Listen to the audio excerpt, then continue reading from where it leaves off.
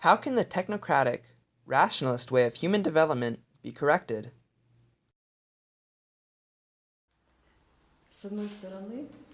On one hand, we live in such a wonderful time when a lot of knowledge is available. This knowledge is deep, necessary, and useful, and in practice it is under open access to anyone. And by possessing certain techniques, for example a computer or a library card, we can get information independently. On the other hand, the apparent degradation of the consciousness can be seen. For example, as education becomes more primitive. So, it is like a dead end. There are ancient monuments, and it is totally unclear as to how they were built. As we know from history, we progress in our technological development. If this is true, then how was Petersburg built?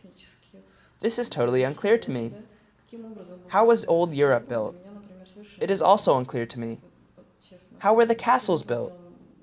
It is obvious that people were not less clever than we are. They were obviously more intelligent and possessed some technologies that we don't have today. Then why currently is this the way it is? You want to ask why, with what seems to be a higher degree of development with technologies and so on. Yes, there is no progress. Previously, they have created a plane and sent a rocket to space.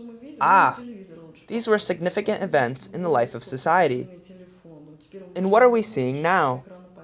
Yes, even not what we see, but what the TV shows, presents us to see.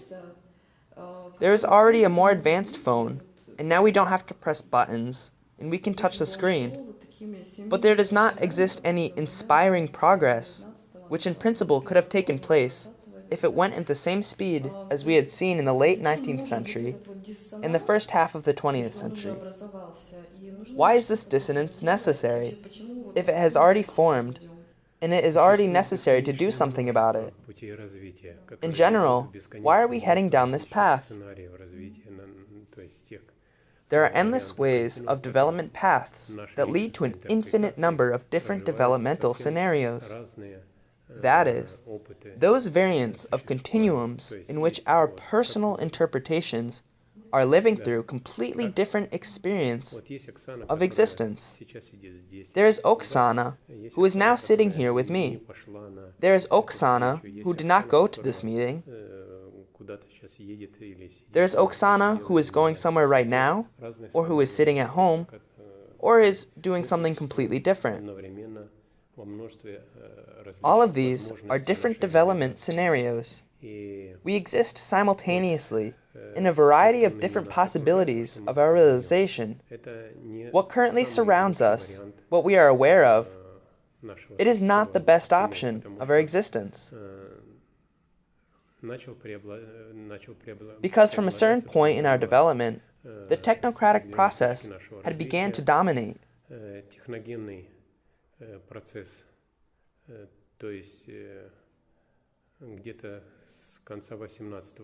Somewhere at the end of the 18th century, people began to revel in intellect.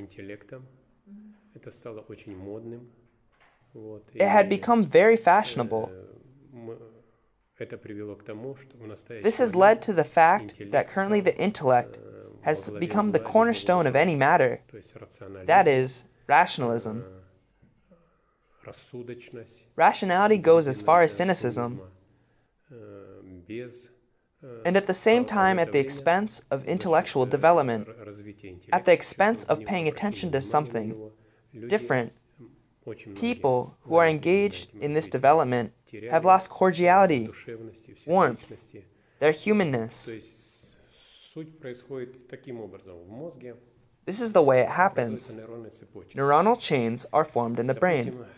There is the prefrontal cortex, which is tied to some parts of the limbic system and receives signals and opportunities for realization. The more we are engaged in some certain types of thinking, the more frequently we utilize the same neural chains.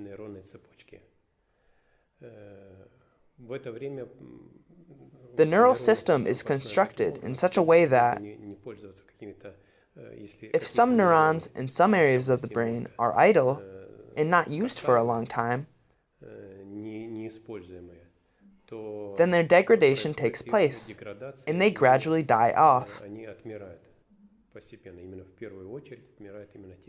Firstly die exactly those neurons that are not used. And very often it happens that, with a great focus of attention on thought processes, instead of using our brain for positive feelings, we weaken those neural chains, which are involved in such qualities as cordiality, sympathy, empathy, altruism, and instead directly all activity leads to the development of ego, rationality, profitability, selfishness, survival, and so on. And this is transmitted to our children because at the moment of conception, the future child receives 50% of the paternal genome and 50% of the maternal genome. That is, the child receives from his parents the experience and the achievements that they have accomplished up to the moment of conception.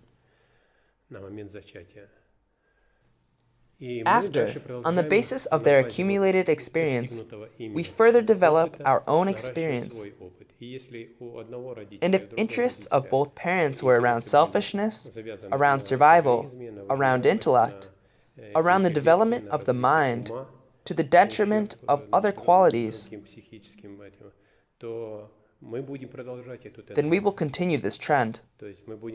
We will develop this interest to higher qualitative levels.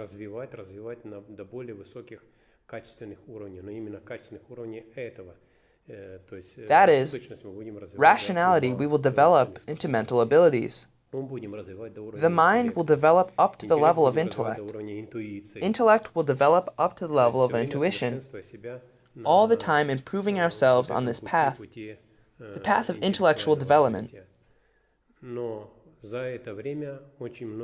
But during this time, many genes in our genome become deactivated.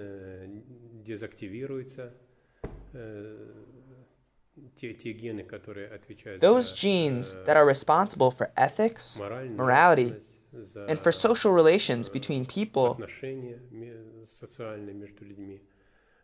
for all the good for which we are called human beings. These genes do not die, rather, they are not expressed anymore.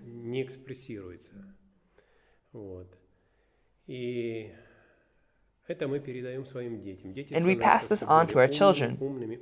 And children are becoming more intelligent, clever, and smart, but they are alienated from us, and from the good deeds, and from everything else. All of this is alien to them. With each generation, children are becoming more and more capable of technologies,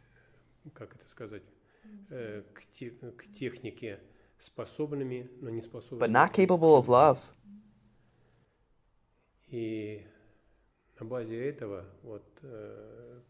On the basis of this whole process, there is only one way to restore humanity to the normal development path.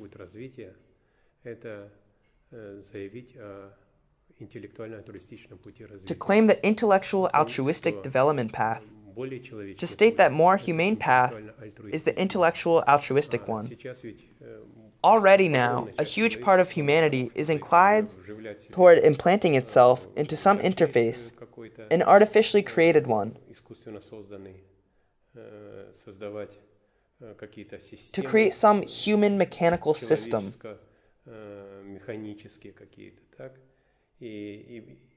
believing that this will increase their lives and their period of existence.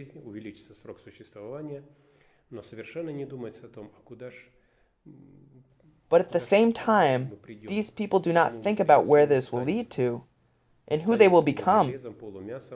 We will become half metal, half flesh, insensitive, irresponsible, and so on.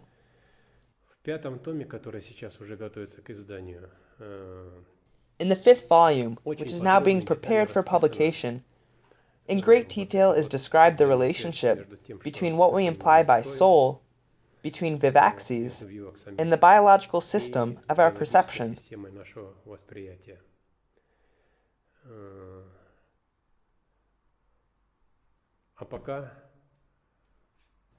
And while all of this information does not create interest in people, we try to develop it through IIAIDCs,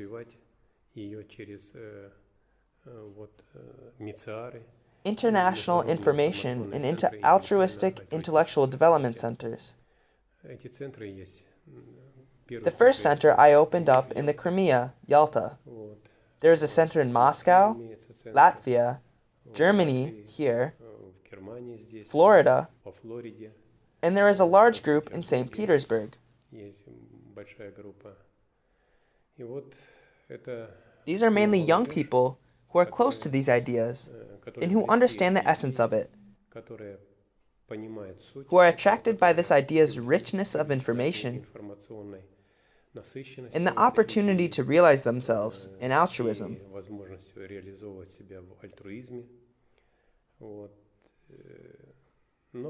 But so far the number of such people still remains very small to strongly begin to develop this idea. It is necessary, at least, for a few tens of millions of people to be inspired by it.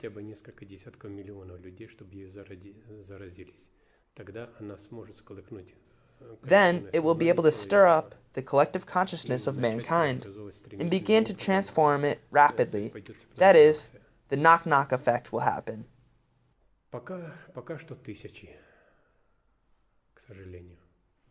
So far, there are only a few thousands, unfortunately.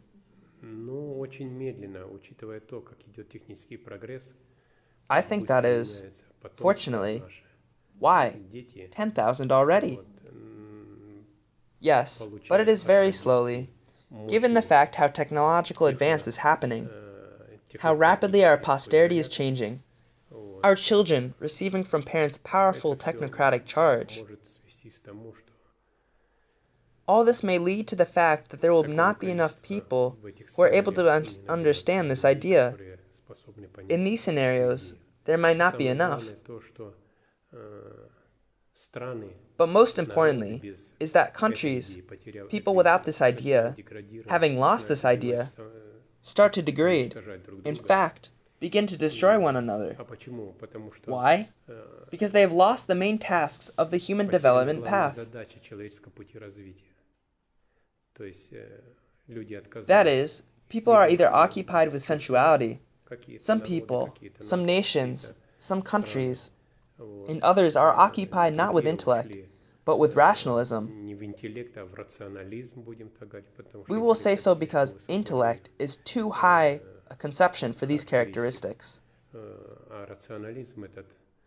And this rationalism is tied to selfishness, to ambition, to a powerful national idea, which often develops into a Nazi-like movement, into a fascist movement, into a chauvinistic or racist movement.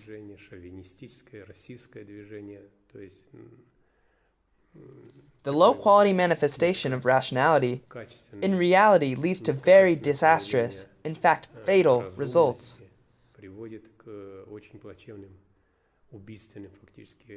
And all of this is due to the fact that the human synthesis scheme of all love, all wisdom, plus all will, all intellect, is not realized in the consciousness of most people. The revitalization of information takes place. That is, the experience that has been accumulated here goes to other synthesis schemes, particularly to animal ones.